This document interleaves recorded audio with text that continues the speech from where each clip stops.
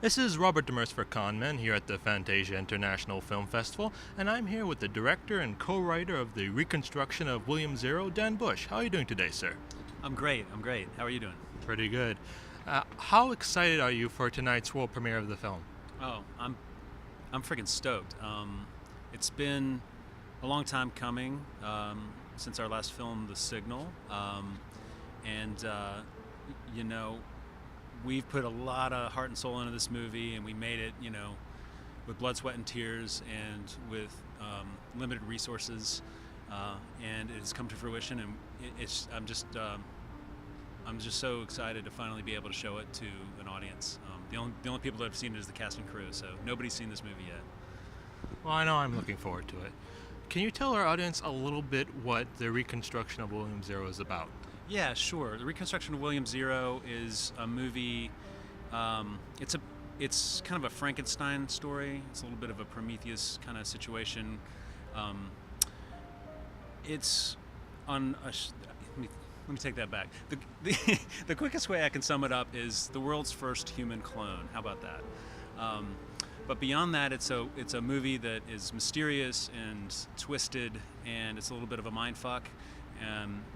And on a larger level, it's about two different possibilities of one human being, and the idea that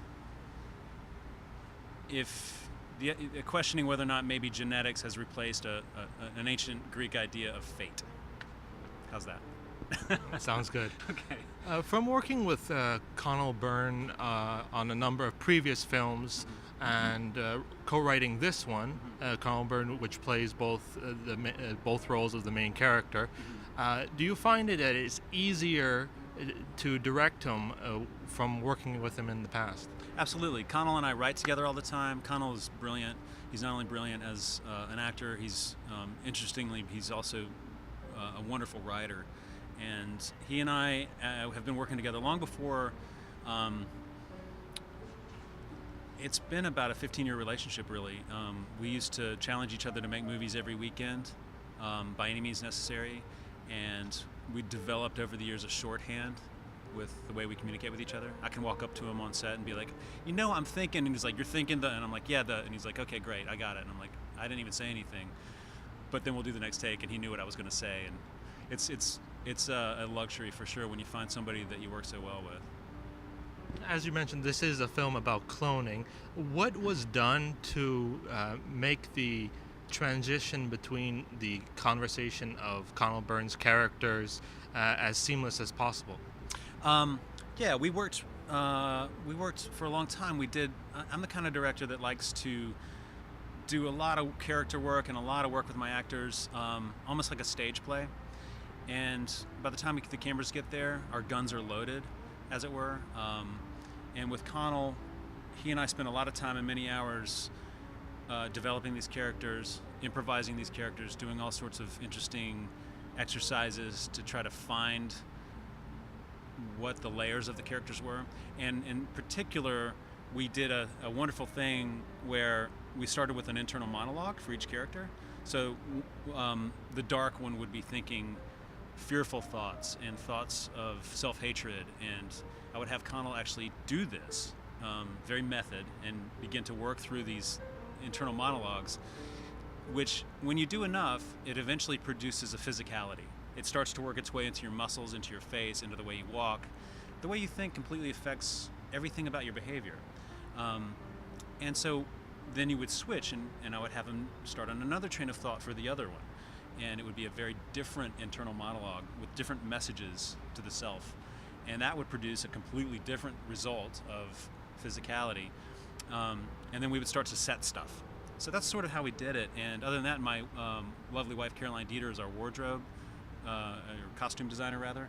And she was able to come in and really pick specific colors and patterns and a way of looking and dressing that set them very much apart. So you have one who's very much like a child, very much capable of hope and a fascination with this world. And then you have another one who is an outcast and who has been shunned and has not found a sense of belonging in this world. and that darkness led him to being very closed off and buttoned up and terrified of the world around him, and in fact vengeful. So those, you use the tools you have, and you lean on your actors and and I guess in this case, the color palettes that you have. So Sounds like it was a great shoot. What would you say it was your most memorable moment from the production? My most memorable moment from the production, I think the most memorable moment was we were shooting in Atlanta, Georgia. It never snows in Atlanta. If it snows once every 3 or 5 years, and it only snows an inch and then it melts. Even this past year, there was a snowmageddon, we called it, where it snowed a couple inches, shut everybody down in traffic for 15 hours, and then it melted. It was just pathetic. But so when we were shooting the movie, the snow hit, and I was terrified that if we went ahead and started shooting despite the snow, that the entire landscape would change before we had a chance to finish our shooting. So there would be a huge continuity issue with snow, no snow. And I was standing up on this hill looking out, trying to decide the logistics of how to shoot this entire section of the movie. And my assistant director, Robert Ballantyne, was standing beside me, and he just looked out over the landscape as we were trying to decide whether or not to proceed. And he was like, "Embrace the snow." And he's a wizened fellow, and I looked at him and I thought, okay, if he's telling me to embrace the snow, then maybe I should. He's done this. He's been on a lot more of these rodeos than I have, and we did, and it added this awesome production value to the movie that I don't think I would have gotten otherwise. So, yeah. I know from seeing the trailer, it does look visually really interesting. Cool. Yeah. Thank you. Yeah, I just cut that trailer last week, so I hope you enjoyed it. I hope it gets people to come check out our movie. So. The Reconstruction of William Zero starts as a story of memory loss. What would you say would be one moment from your past that you wish you could forget? It's funny. I'll tell you slightly. Well, I'll answer that two questions in two ways. One is my producer Alex Motlog told me a story. A dear friend of his. This is such a weird story, but it got us thinking about this in the movie, in the writing process. But a dear friend of his, a family member, had lost a loved one, and then he experienced a coma. And this horrible thing happened where he came out of the coma and forgot that his loved one had passed. So he had to relearn and re-grieve. He had to hit the grieving process all over again. So in other words, he woke up out of the coma not remembering that his loved one had died, and he had to get the information that his loved one had died all over again. Can you imagine? You have to grieve twice.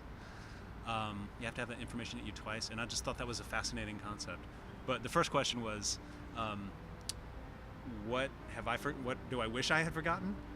Oh God, nothing. I need as much intel as I can get. I don't want to forget anything. In fact, I've forgotten too much, I'm sure. So.